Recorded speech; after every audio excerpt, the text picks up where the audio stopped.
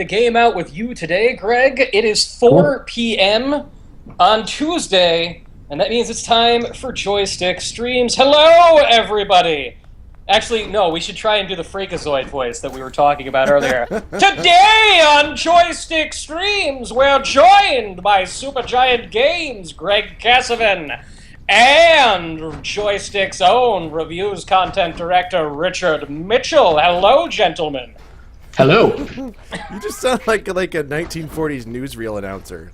Honestly, man, every single time I open my mouth, it's always just a downward slide into 40s radio announcement. Why, who's that bathing beauty? Why, it's President Herbert Hoover. Yeah, I'll be controlling the lovely lady on the screen for this stream. Cool. Yeah, and my name is Anthony John Agnello, Joystiq Community Manager, hosting with everyone today, and we are playing Transistor, the sophomore game from Supergiant Games, who made a splash back in 2011 with a little Xbox Live arcade game called Bastion. Right, so this is the second album where you guys just really sell out. Yeah, actually. Yeah, we got lots of sponsorships for this one. You know, we thought the Mountain Dew thing might be a little much, but we decided to go. It's worked into the story very subtly, so I didn't notice. Greg, has anyone actually used the phrase sophomore slump in a negative review? Has anyone said that to you yet? I have not seen that come up in a negative context. That is great! Yes, I'm quite pleased with that as well, because for sure, you know, nothing about this stuff to us is a foregone conclusion. So we're always looking to see what everyone's going to have to say, especially when we've been working on it in relative secrecy for a long time. Yeah, so you know, it's a very, very difficult thing to follow up a game when it's been critically acclaimed and when you've had strangely more time to think about things. You know, like you were saying to us during the pre-show, that you had more time to develop Transistor than you did Bastion. You spent more time making it. How else was your experience different making this game compared to Bastion? You know, overall, like, there were a lot of similarities in the development process, in part because, like, it does very much on purpose. After the success of Bastion, we really wanted to, you know, or I should back up even. It's like Supergiant was formed more around an idea around how games should be made, more so than like around wanting to make some very specific game or something like that. Our studio is really configured around the team that we have, and just the sense of everyone kind of collaborating together, but also doing their own best work as individuals, and you know, finding ways to tie all that stuff together into a cohesive feeling game. And after that worked out well on Bastion, the big change, the big benefit that we had this time around was having the entire team there from the very beginning on Transistor, whereas Bastion started with just 2 folks and grew to the full team of 7 over the course of development. So we had everyone on board from the beginning. So we had, you know, a more kind of legitimate pre-production phase on this game, more time to really stew over some of the core ideas, more time to prototype, figure out the art style, figure out the music and all sorts of different things before going into full production. Just a little contextualization for the people who are watching right now. Richard, can you tell everyone what is going on in Transistor right now? Give them a little background about the game. But yes, let me explain what is happening. So Transistor sort of combines real-time and turn-based combat in that you can activate a turn, which slows everything down, lets you plan all of your moves out, and then see how they play out in a very fast motion. And it's tempting to try to play it just like a third-person action game, like a Diablo or you know, something like that, but you're going to be overwhelmed pretty quickly if you do. At least that's my experience. There are certain techniques that you can use during real time, but you're going to have to use this turn-based stuff a lot. And that's fine because it's implemented really well and it's a lot of fun to do. So you've got this, you know, magical flash drive looking sword thing here called Transistor, which enables you to use lots of different functions. And I'm actually in New Game Plus right now, and I'm only using the functions you would normally have at this point in the game. But once I either finish all these people off or lose horribly, I will equip some of the more advanced stuff so you can see all the different kinds of strategies. Now, for those of you who are watching and would like to be doing what Richard is doing on the screen right now, you're thinking to yourself, my God, I too want to be a red-haired woman carrying around a giant talking sword. We are going to offer you that opportunity today. Greg and Supergiant Games have been gracious enough to provide us with a handful of Steam codes for Transistor. And you will be able to get your hands on those in a variety of ways. We're going to pop a few of them directly into the chat, and they will be first come, first serve. So if you see that Steam code appear, rush to get it. Go insane. But if you would like to get your hands on the first of these Steam codes, I have a little proposition for you in the chat. Transistor takes place in an unusual reality, the city of Cloudbank. Greg, could you explain Cloudbank for us? Sure. It's, we wanted to this game, and we really immediately fell in love with the idea of this setting a game in some kind of a futuristic city. We wanted to, having come from making this kind of weird fantasy frontier game in Bastion, we wanted to see what we could do in the science fiction genre for our next project. And we were more drawn to kind of the cyberpunk aesthetic as opposed to laser guns and spaceships, that kind of far future thing. So we wanted to make, we ended up making the setting of Cloudbank this kind of, we thought of it as like a romanticized location. It's a city where people, you start to piece together that people in the city have it pretty good. There's and people all in the city all kind of work together to make the city kind of whatever they want it to be, rather literally, even down to physical characteristics like the color of the sky and so forth. So there's a lot of mystery around what all is going on in the city and what it's really like, but we try to kind of give you enough to start to create start to get a sense in your imagination of what all was happening in this town. So yeah, hopefully, both visually and kind of presentationally, it takes on a distinct flavor, because even though we were inspired very much by kind of the cyberpunk genre, subgenre of sci-fi, we wanted to put our own mark on it, in part because we love the core works of cyberpunk so much, both in games and in other genres. From your Blade Runners to your Deus Ex and stuff like that.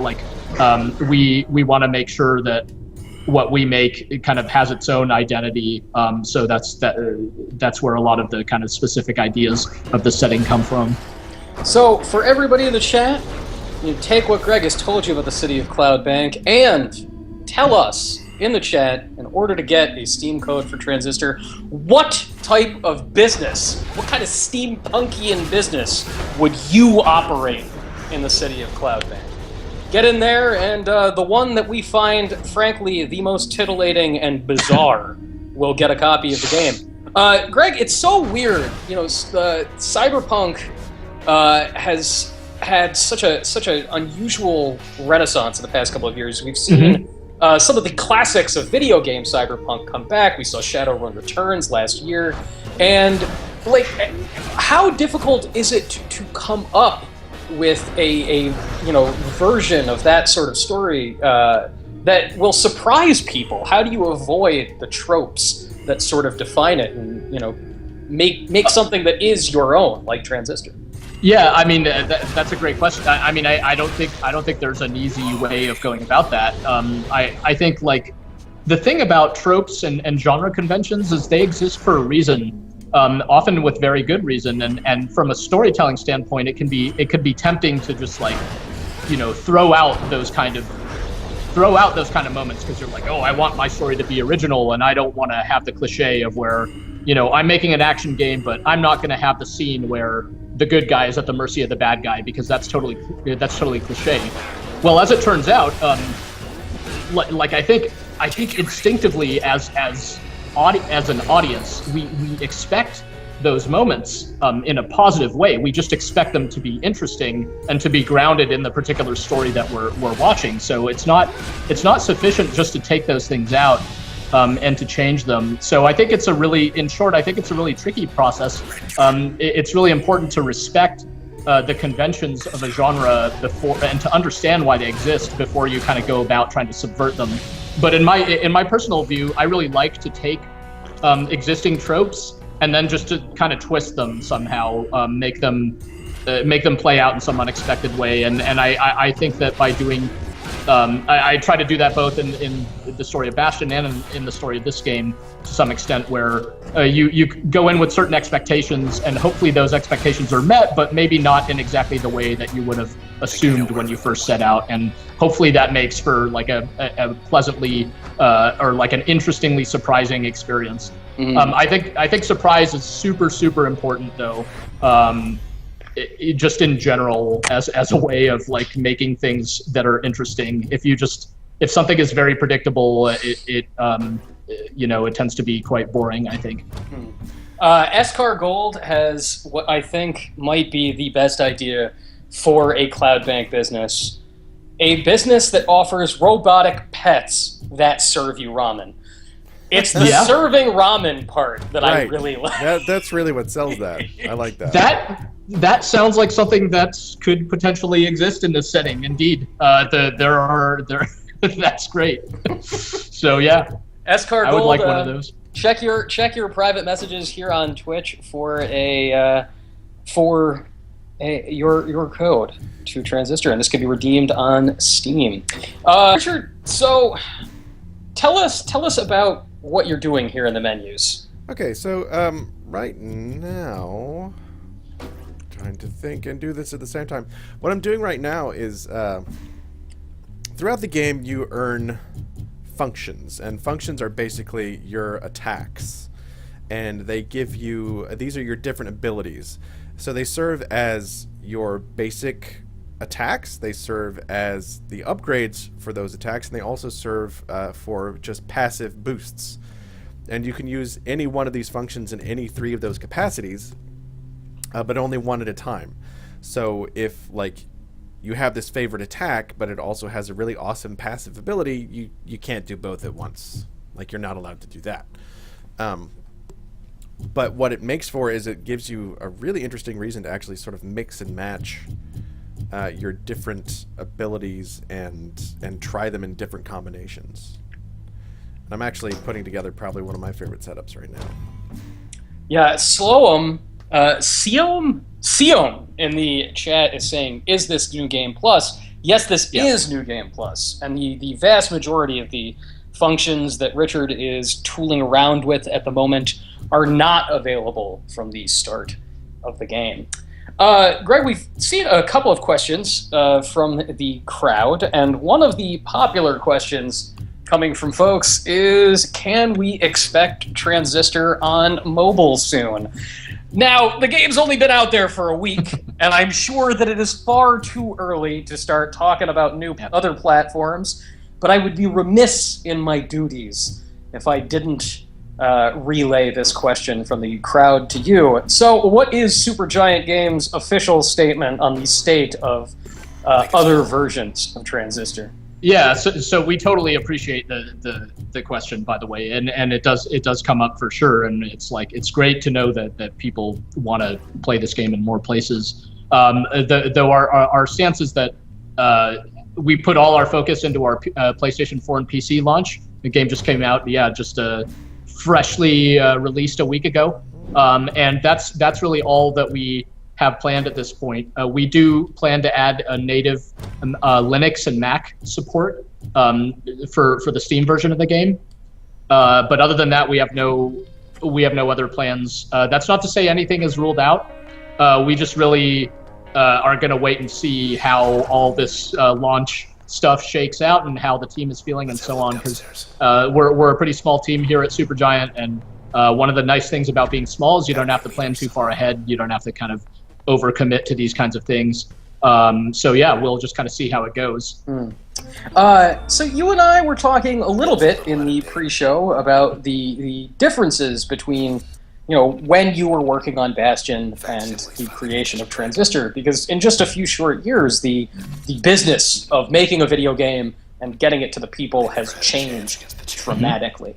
I am curious, what do you think has been the primary difference between making Bastion for Xbox Live Arcade and preparing Transistor for the PlayStation 4 PSN? These are these ecosystems sort of do the exact same thing and give people the same access, but working on those platforms is very, very different. So how have things changed? It's hard, a lot of it's like to sort of begin with the cliche answer. It's like there's some things that are different for sure, and there are a lot of things that are still in common, especially when it comes to just trying to ship something, because Bastion was a digital-only game also. Though I guess really the biggest difference, one of the biggest differences for us is that we self-published Transistor, whereas Bastion was published by Warner Brothers.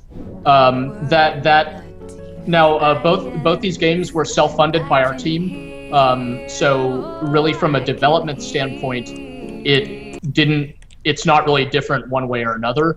Both games are kind of entirely our own, built on our own schedules and with our own money and so forth. But for sure, there's some differences in having control over all aspects of the release, and being directly responsible for what goes onto the platform and so on, instead of having to go through an additional party when communicating to a company like Microsoft or Sony. But that's all kind of, that stuff is kind of boring, frankly. That's like the behind the scenes stuff. I do think that as a broader answer, I think the standards of games are always going up. There have been a ton of amazing smaller independent games released since the time Bastion came out, and I feel like there are just more games in general. Partly because so many big studios have shut down and given rise to more small studios. So there's just more stuff to play, which I think is really great. I think it's, I strongly suspect that this time will be looked back as sort of like a renaissance for gaming, where there's just so much interesting stuff happening, where even the definition of what a game is kind of being regularly challenged and evaluated by some of the games that are coming out. It's so cool too. Richard is he is a man with very specific tastes. Richard cannot resist the pixel art of your average independently developed game these days. And you have this generation of independent game makers who have been able to access an audience over the past 5 years that they never were before, and they've sort of they have brought their tastes to the fore, but at the same time, sort of embraced low-tech presentations because of the ease of development. Pixel art is not just a reflection of oh, we love this style of game. It's also, all right, well, we have a 5-person team. It's going to be far easier to make a game this way than with that looks like freaking, I don't know, Heavy Rain or whatever. But Transistor and Bastion sort of exist in a very strange aesthetic space where they don't necessarily look like a classic 16-bit or 32-bit game. They're not explicitly retro, but they do have this lush two-dimensional presentation. And they're both very committed to this isometric mold, which is not something you have ever seen with any sort of regularity. Isometric games have always been sort of peculiar. Why were you so drawn to this presentational style, and why did you decide to stick with it in your second game? Yeah, so there are a couple of reasons for that. One thing, we didn't sort of consciously think about it this way when we were making Bastion, but I think towards the end of it we realized it to be the case that we're very much, back to what you were saying, we're very much inspired by what I at least consider kind of the golden age of gaming, kind of the mid to late 90s 16-bit era, where just many classic games emerged, many games that are still highly influential to this day came out at around that time. And then, you know, if you kind of look at the history of how the game industry evolved from there, the PlayStation came out, and a few other things happened where all of a sudden, you know, game design kind of took a sharp turn in a different direction, and a lot of domain knowledge around how to make these, you know, amazingly well-crafted 2D games, you know, from Super Metroid to like Chrono Trigger and stuff like that. It seemed like it didn't go away, but it just changed a lot. Suddenly people were having to solve new problems like 3D cameras and all this kind of other stuff. So we would often wonder, like, if 3D never happened as a thing, like what would games look and sound like today using more modern technology and kind of more contemporary sensibility around narrative and so forth. So in that sense, yeah, we don't see our games they're not meant as like a nostalgic throwback in any way, but for sure they are steeped in a tradition of some of those kinds of games, because those are games that I think if you play them today, they're every bit as amazing as they were back then. They're real classics.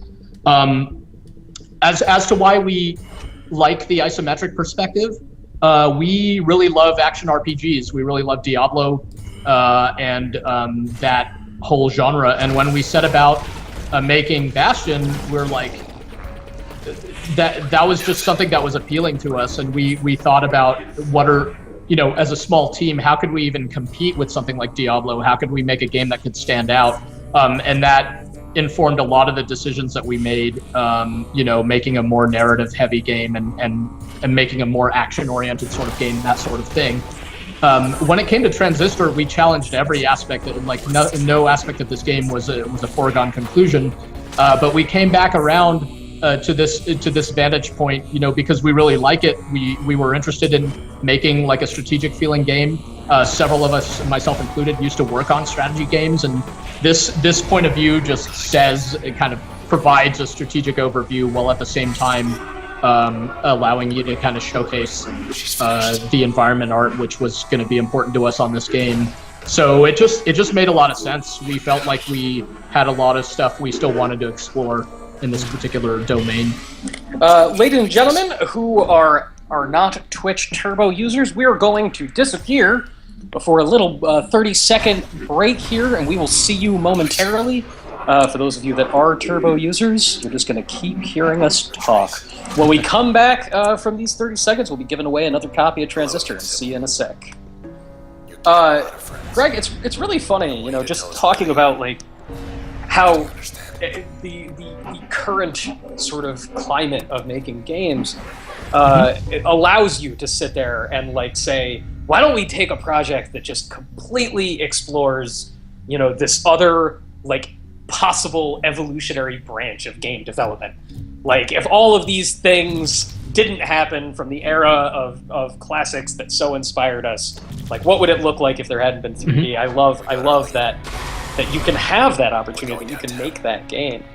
Do you feel like people are more receptive now to that sort of game making, that sort of strange game, than they would have been even 5 years ago?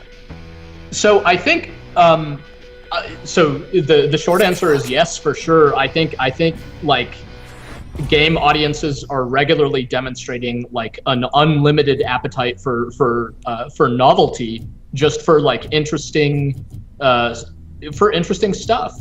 I think I personally feel like Steam has had a lot to do with this. Steam's, you know, continued just sort of frankly like dominance on PC has been really remarkable, but you know, as tempting as it may sometimes be to say like, oh, you know, the only games that sell are the big like AAA releases or whatever, it's just patently not true. If you look at the Steam charts at any given moment, you get the stuff like Euro Truck Simulator or like Banished and like all these all these games that you would not expect to be as successful as they are. And yet, I think what we're seeing is that, like, the number of niches in games is just really large, and the niches themselves are really large. So if you could just, like, for teams that are able to make games that just kind of are very specific and do kind of a good job at what they set out to do, I think, not to be overly sort of optimistic about this stuff, but I think they have a pretty good shot these days, at least on some platforms, of finding their audience. It's really tough on the other hand because there's so many games that are coming out, but I think the real winners in this are the game players out there. I think for developers, for sure, it's still really hard to break through, but there's so many different games that, like, I think all the kind of preconceptions from a few years ago of, like, oh, you know, if you don't make a military-themed first-person shooter, then you're not going to succeed in the market. That is just clearly not the case anymore. And I just want to let everyone watching know that the still art you see on the screen is to hide the spoilers happening in the game right now. Ladies and gentlemen, so Greg and Supergiant Games have very much been in the business of bringing you new games, bringing you new ideas, and they've put out 2 originals back to back. But you know, who doesn't like a sequel? Everybody likes a sequel. So what we would like you to do in the chat is describe your perfect vision of a Bastion 2. And the most titillating and bizarre answer will score themselves a Transistor Steam code. So have at it. Have at it. Fire away. Yeah, Greg, this is a question I have been liking asking developers recently, because the answer is I typically get is just, well, the game wouldn't be the game anymore. It would be something completely different. Mm-hmm. But you know, something that seems to define Supergiant's work and many other independent developers is the size of the team. Mm-hmm. And I'm curious how, if Transistor or Bastion had been developed under Electronic Arts, Activision, or even, a smaller publisher, but still like a substantial big publisher like an Atlas, what would be different if you had a whole lot more manpower? What would Transistor be if you had a team of 50 or 100 people making the game?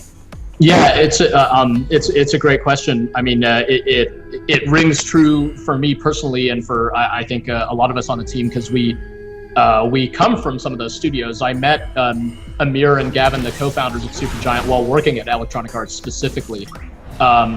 So the short answer is this game, or Bastion and Transistor alike, I think just simply never would have happened under sort of a publisher-driven organization. That's because nothing about how it was made is sort of consistent with how games are made in that kind of environment. That's not to like criticize the way bigger publishers do things. It's just I think it's a matter of fact.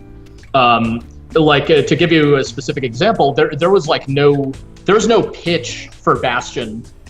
We just we start with a kind of an early idea, kind of a tonal or expressive idea, and we just start building the game. But there's not like some big design document, some big pitch, and that makes the idea of it probably not compelling if you're not a member of the team who's kind of privy to all the same conversations and have all the same context as the rest of us. So, I often joke with Bastion that the pitch for the game is an action RPG where an old man talks to you the whole time. That sounds terrible, but the reality, I think people liked it better in practice than it sounds in principle. So that would have made it a really tough sell for a publisher. And sure enough, we didn't even kind of talk to any publishers about it until we showed it publicly. And once it started getting a lot of attention, both from the media and just from game players at an event like PAX, then all the publishers were interested because, it was at that point kind of a demonstrated it was kind of, their risk was already mitigated. They could see that people were interested in the game. For the second part of the question, that was really interesting as well. Our games are very much, I think, even more, at least as much as what other developers may have told you. They are, by all means, the product of the individuals working on our games. Like, entire aspects of our games, designs, and their identities are just configured around the specific people that we have working on them. So in the case of Transistor, like, the really significant influence of the music on this game is made possible by working with Darren Korb and his friend Ashley Barrett, who provides the vocals. Like, if we didn't know Darren, if we weren't already working with Darren, I don't know that we would have like set out to do something like that. Like, if we didn't have if we didn't feel like we had the means to execute on it. So that's a big example from Transistor. A really big example from Bastion is the use of voiceover. If we didn't know Logan Cunningham, he's a childhood friend of Amir's, our studio director. I don't know that like voiceover would have even been in that game at all, if not for Logan specifically, because we didn't like set out to find a voice actor for the part. It was always going to be Logan. So that, I think that's kind of the wonderful thing about being part of a small team, is you just kind of, there's the saying that necessity is the motherhood of invention. I find that to be very, very true. You just kind of make the most of what you have at your disposal. So being kind of small and scrappy, it opens up a lot of opportunities like that, and it's fun to figure out what the result is going to be. All right, Greg, you got to help me out with this one. Richard, you too. Here are some ideas for Bastion 2 that caught my eye. The Fantastic Paul says, Bastion 2, just a bunch of bears. Which, that's definitely titillating, I have to say.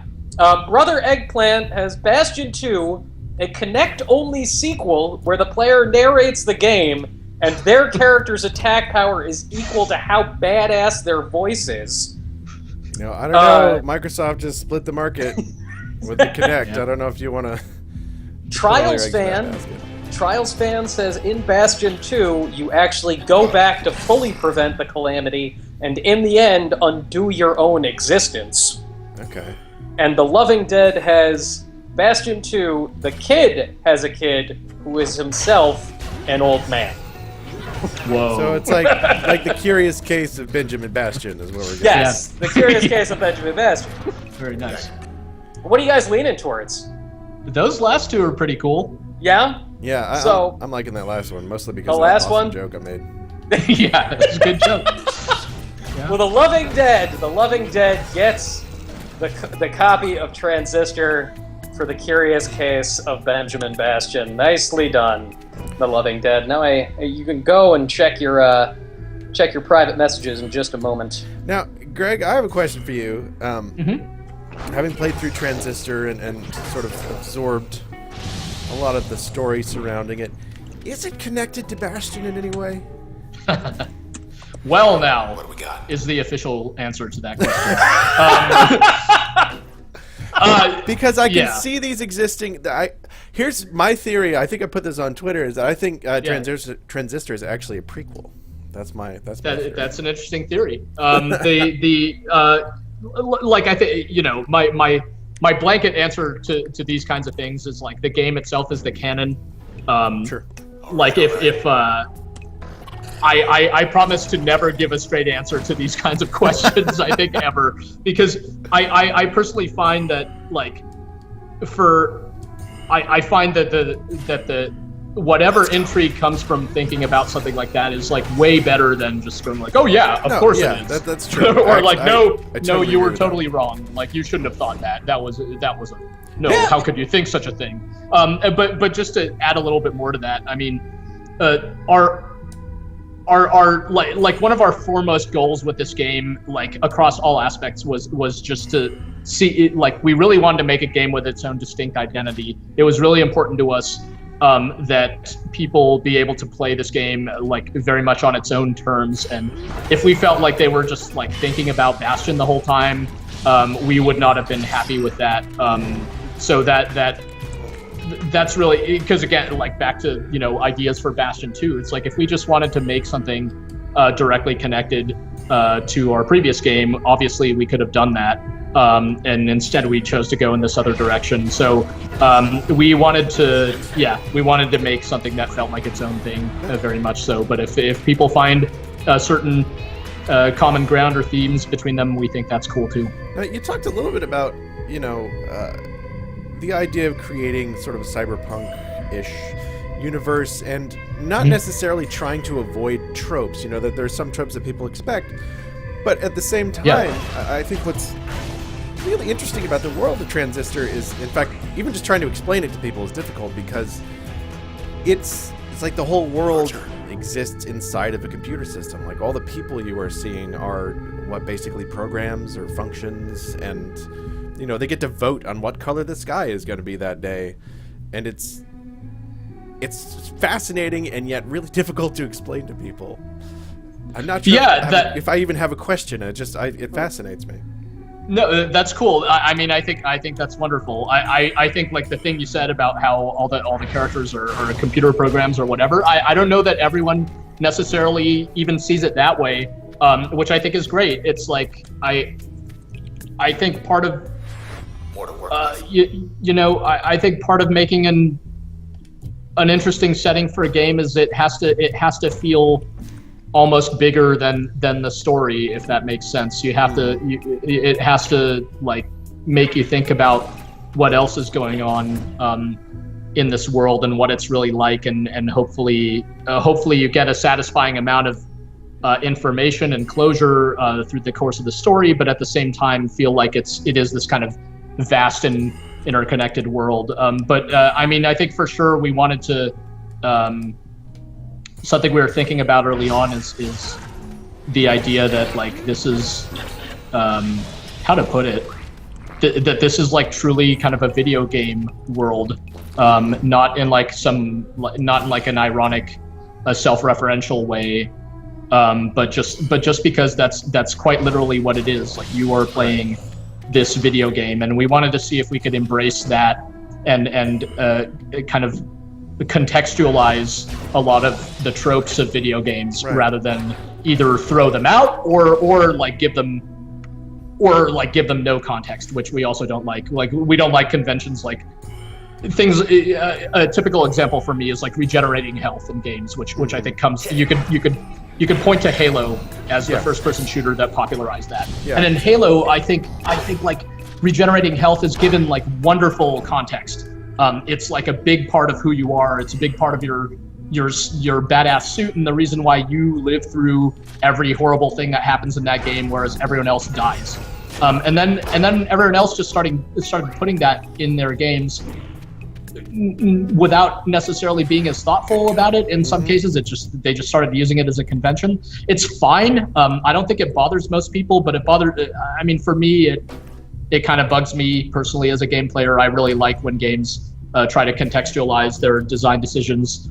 So we were looking for ways we were interested in creating like a fiction that could support the kind of design that we were thinking about. Well, and what I like about it is that even though it's a digital world, it's very organic in its design and very soft, if that's a way to put it. It reminds me of like Blade Runner mixed with like bohemian 19th century French art. No, that's actually you're pretty close to the truth there. The Gen Z, our art director, drew influence from the Art Nouveau movement of the early 20th century. Most kind of most famously rendered by guys like Gustav Klimt, because we really felt that really expressed the kind of romanticized, kind of classic look and feel that we were interested in. Because to your point, even though we started with kind of the cyberpunk aesthetic as an initial thought, we sort of very quickly started to reject the conventions of it as things like we didn't necessarily want, like kind of the grimy, poverty-stricken, like dystopian rain-soaked streets, like that kind of thing. We wanted to create a setting, like I said, where at least from the outset, from the outsider's point of view, the people in the setting had it good. That was part of what we were interested in exploring narratively as well, as opposed to like, oh, this is the dark vision of the future and stuff like that. And I don't mean to sound that dismissive of that. Again, there's a lot of stuff in that genre that I really love. That's just part of the reason. But there's also a lot of it. Exactly. That's well-trod territory. Yeah, it's the same from my point of view. It's the same as like why Bastion is very different from Diablo. It's out of love for Diablo, or in this case, out of love for Deus Ex and Blade Runner and stuff like that. That we're not trying to attack those kind of things head on, because we're not, unless we're gonna do better. What's the point? We may as well try to come up with our own take on this kind of thing. Have something to say for ourselves. Guys, we're gonna take another little quick 30-second break for most of our viewers, and we'll just keep on rolling. See you in a sec. So when I said that this game reminded me of like Blade Runner and like Toulouse-Lautrec, I wasn't that far off. Yeah. No, that's Jen when she was looking when she was looking for like specific angles on the artwork, she was drawn to this kind of art nouveau influence. These kind of some free merchandise ideas. I mean, some art prints, because there is some fabulous art in this game. Thanks. Yeah, we already have some available. In fact. Hey. Jen, I think Jen's work is really extraordinary personally, so I'm glad other people like it too. Greg, a couple of years ago, I'm not sure if you remember this, but I actually interviewed you for a feature shortly after Bastion came out. Mm-hmm. And one of my favorite things that you told me about at the time was that Bastion actually sort of started life as an idea about cartography. Huh. And wanting to build a world as you discover it, and that was the kernel of an idea. That was specifically where a lot of the story thoughts came from. But yeah, the idea for Bastion was like a game in which you build an action RPG in which you build a world around you. So what was that kernel idea for Transistor? What was the little nugget that sort of rolled down the hill and became a gigantic snowball? That in this case, I think is like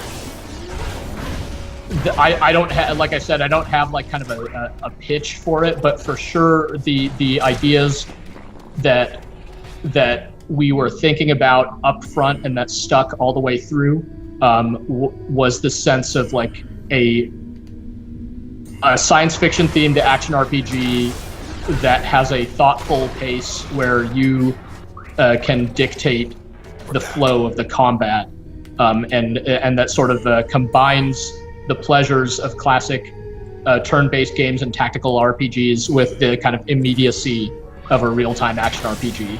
That's where it all started for us on this game, and I think that's pretty darn close to where we ended up. Another thing, and this is maybe a possible link to Bastion, or maybe it's just something you guys like to do at Supergiant. Yeah. All the enemies, like they were in Bastion, are pretty much named after whatever your first impression of them is.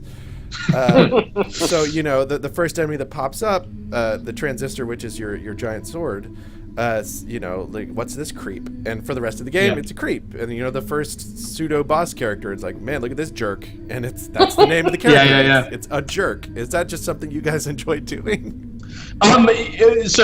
Yes, it is something we enjoy. I think those are the kinds of things where, you can... There's perhaps some similarity, though we, as ever, we kind of, from my point of view, all of this stuff is all part of the world building and kind of context giving. So in the case of Bastion, even though there are these similarities, from my point of view, there are hopefully some interesting differences as well. Whereas in Bastion, it's like, this is just kind of how the world works. Of course, that's a scumbag. What else would what else is a scumbag if not like a giant blue guy who like throws slime at you? So in the world of Bastion, That's all a scumbag is.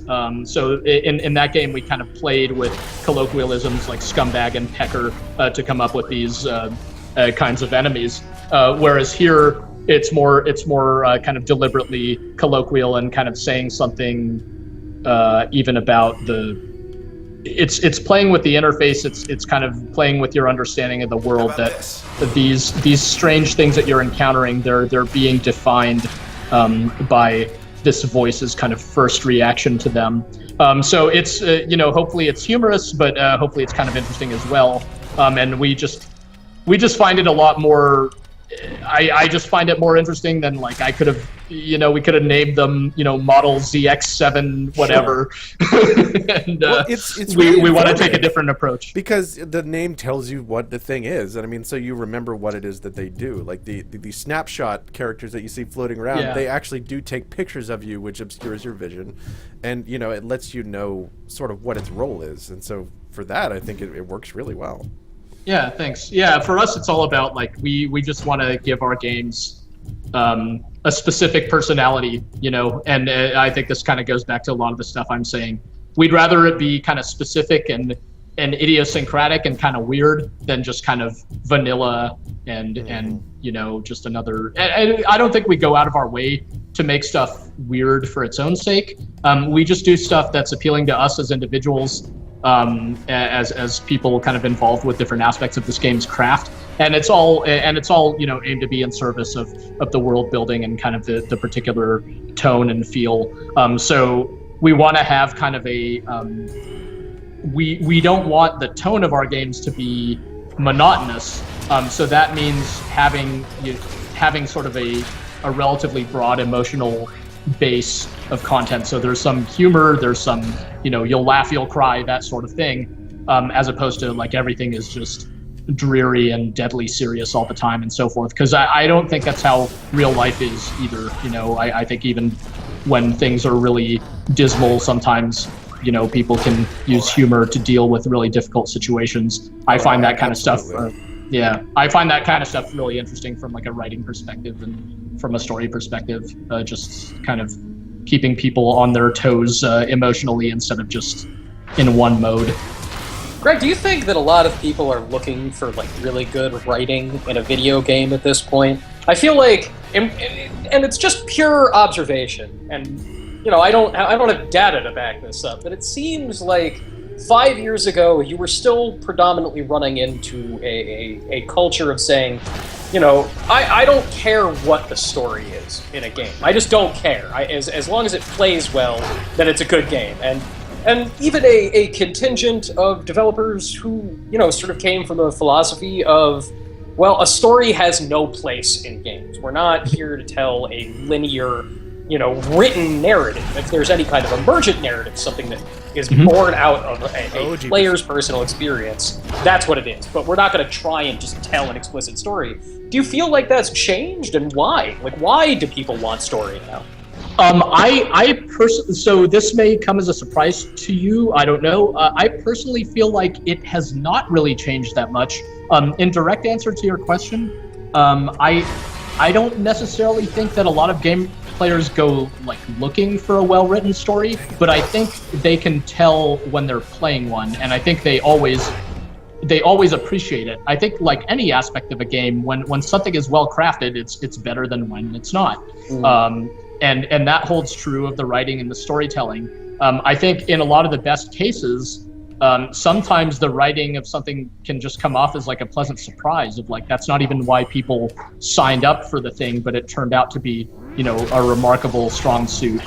Like I can, talk to you all day about examples of that kind of stuff. The first one that comes to mind, just because it's made by some of the developers of the Wolfenstein game that just came out. The game Chronicles of Riddick was a first-person shooter released. It's like almost like 10 years ago at this point. It was exactly 10 years ago recently. Yeah, so I love that game very dearly, and one of the reasons I love it is because it was so well written. I was just not expecting the writing in that game to be so good, and I probably would have liked the game just fine if the writing wasn't as strong. But when when I think back on it now, that's one of the things that's very memorable to me about it. So I feel like there have been games with sort of that put a focus on high quality writing for a very long time now. You look at guys like Tim Schafer. I mean, they've made their careers off of like really well written games from a pretty, those games are being released in like the early 90s, mid 90s and stuff. Games like Planescape Torment, et cetera, et cetera. So I think that there's always been an appreciation for that sort of thing. You could even go far back to like, this is super old now, but like the old text adventure games, right? Like the writing was all they had. But some of those games are still, considered classics due to the quality of the storytelling. So I think it's just another way in which people have tried to craft good games over the years. And maybe it is the case, though, that these days more people have an appreciation for it just because more games, I think, are doing it better. But more games are doing just about everything better, I think. There is a really good quote here, and I want to make sure I have the name right. This is Camwa in the chat. Camwa is saying, I am absolutely looking for really good writing in a video game, and often find it the primary reason I choose to play a game these days. I think a lot of my reasoning for that has to do with validating the time I spent playing a game as an adult, when time is more valuable than it was as a child, when time was virtually infinite. It's really... It's strange to have seen the way games have changed as the average age of the people playing video games has risen. Mm-hmm. Because, just 2 years ago, the ESA, and for anyone in the chat that may not know, the ESA is a lobbyist group and that represents the video game industry. And the ESA's stats for like 2012 was the average age of the average video game player in the United States was 31 years old. Mm-hmm. And now, literally, like for their 2013 report, just a year later, it's like 35. And so it's going up and up, and you're seeing far more people over the age of 50 even playing video games at this point. And how you've seen games change to reflect that, I think, is an easing of access. It's making games less about death and hurdles and sort of easing them through the process. And Greg, I'm curious if you, as a developer, have ever thought to yourself, here are the things that I want to know that my game is going to do for me as an adult that, say, the games I grew up with didn't. Is there any ways that you've streamlined Transistor, or things that you considered while making it that you might not have when you initially started playing video games once upon a time? I feel like my tastes in games have actually sometimes shockingly not changed very much since I was a kid. Like I still regress back to my days of playing Street Fighter 2 in high school and whatever. I still love games kind of for all the same reasons that I always have. But for sure, I think like a design philosophy that we have is very much configured around like making sure that people feel like our games are respectful of their time.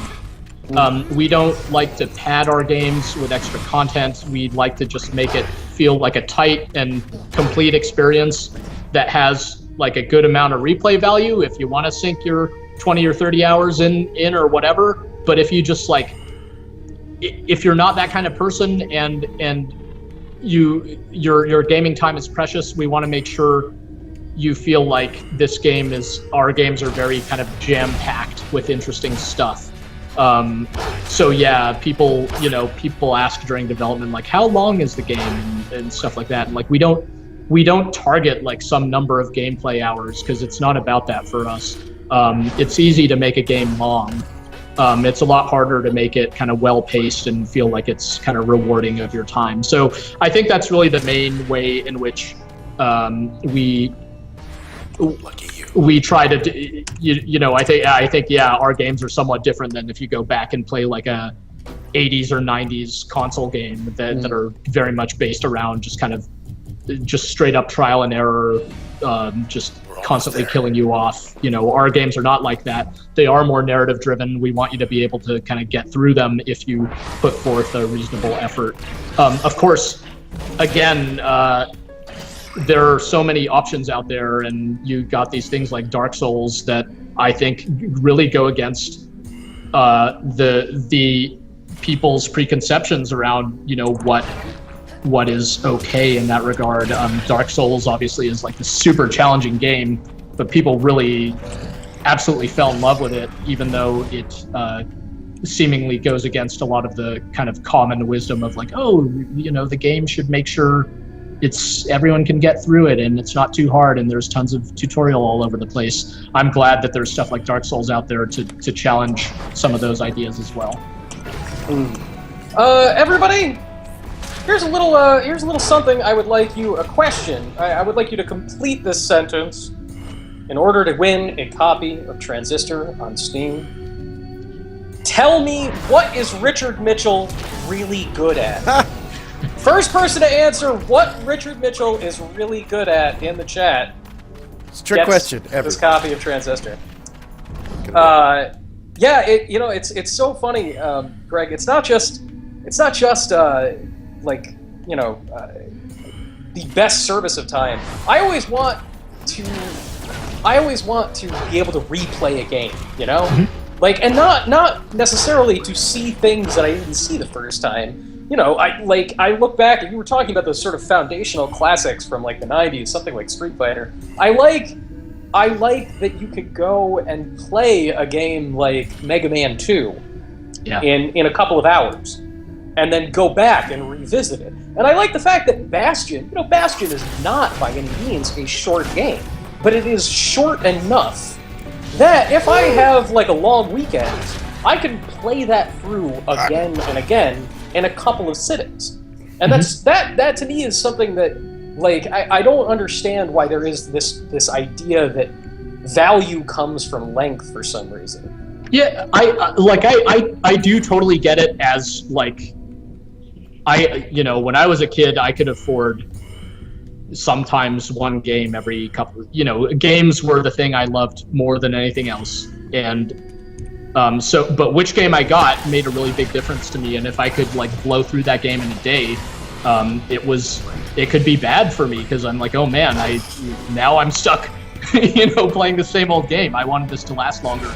So I totally get that for some people, the amount of playtime that they get is really important to them. And I think there's some games out there that are really extraordinary in that regard, and you pay your $5 or sometimes it's more, and you could get something that you could play practically forever. But not all games are that way, and especially games with where the narrative component is a big part of it. I think those games tend to have a more kind of finite structure, though again, in our case, I think we find a balance that we like, at least, where there is both narrative and replay value. We don't think those things are at odds, and that it's trying to kind of be all things to all people. It's just actually just trying to serve two specific types of people.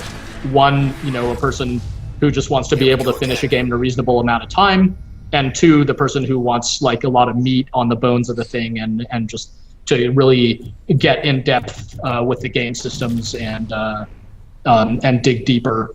So a lot of our favorite games have that quality. So we try to pursue that in our own work. Ladies and gentlemen, Wormius in the chat is the one who got that right. Richard Mitchell is good at video games. We have just about 60 seconds left here at the end of Joystiq Streams. Greg, thank you so much for coming by to give everybody a little bit of a guided tour of Transistor and to talk about how you make these things, because I feel like a lot of people don't know how the sausage gets made, and it's far from disgusting. It's a fascinating process. Yeah, and it is very interesting indeed. For those of you who don't have Transistor yet, this is a good time to point out that you can get a dog and play with it. Yes. Yeah, ladies and gentlemen, Transistor is out right now. You can go onto your PlayStation 4, or you can go on Steam and get yourself a copy of that whenever you like. It's $20? $20, Greg? Is that right? That is right? correct. Yeah, $20. I think you said that the Vita version is coming out when? Don't even start. Oh god, the emails that will come. We appreciate the interest, but no such plans at the moment. Everyone, if you have enjoyed the stream today, Joystiq Streams broadcasts every single Tuesday and Thursday at 4 p.m. Eastern Standard Time, and we like to bring you not just video games, but fine video game creators like Greg himself. If you would like to find out what Supergiant Games is up to going forward, and where you can check out that inevitable announcement of Transistor on PS Vita, confirmed right now. No way, that never happened. That is a mythical game. You can follow them on Twitter. It's twitter.com/supergiantgames. If you want to follow Greg, he is a super entertaining and swell guy. You can follow him at twitter.com/Kasavin. It's Kasavin. And yeah, Joystiq does this crap all the time because we love it and we love you. You can follow us on Twitter, on Facebook, and Google+. Just search for Joystiq with a Q. Go to joystiq.com. We have a crap load of great stuff up on the site today. We have video previews for The Order 1886, a game our own Ludwig Kitzman and Zav D'Amatos have gotten to play. We have a sweet video preview of The Evil Within, the new horror game from Shinji Mikami, the guy behind Vanquish. Notice I didn't say Resident Evil. Go play Vanquish, You also didn't say Shadows of the Damned, you monster. Yeah, that's right, because Shadows of the Damned is one of the biggest disappointments the past few years. You Boom! Monster. Greg, Shots fired! I don't know if you can stick around for the rest of this, because I've got some words for Anthony. Also, I want to point out in the chat, just to make sure that we get this absolutely right, there's no Vita version of the works that we're aware of. I don't want to be the people who start this rumor, so. Yep, that is totally made up. It is not real. It is about as real as Shenmue 3. Oh, no. Boom! I don't know why I'm feeling cruel. Yeah, everyone, and we have some more awesome streams coming up. Next week, we're going to be giving away copies of the Don't Starve Reign of Giants expansion. Some folks from Clay Entertainment are going to be hanging out with us for that. And on Thursday, June 5th, we're going to be streaming Murdered Soul Suspect, which, man, that is one weird-looking game from Square Enix and the dudes at Airtight Games. And Airtight co-founder Matt Bruner will be hanging out with us then. We'll be giving away copies of that as well. Everybody, we will see you on Thursday at 4 p.m. Eastern Standard Time. Until then, we love you. And Richard is good at video games. And Transistor for PS Vita is not real. It's not. Not yet. All right. Greg, thank you again. Yeah, my pleasure. Thanks, guys. Bye-bye. Bye, everyone.